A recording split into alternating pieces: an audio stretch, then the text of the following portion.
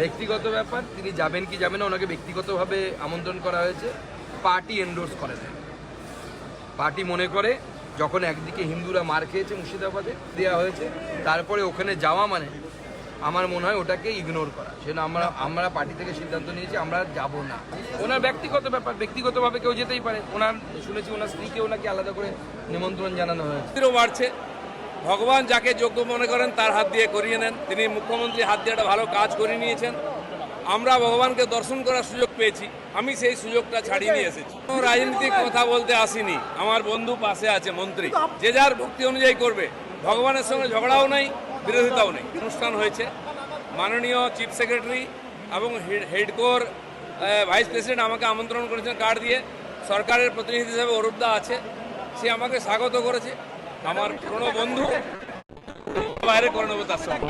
এখানে আমি পার্টি করতে আসিনি, আমি ভগবানের কাছে এসেছি। এখানে পার্টি নাই, যারা বুঝতে পারবে না ভগবান তাকে সুবুদ্ধি দিক।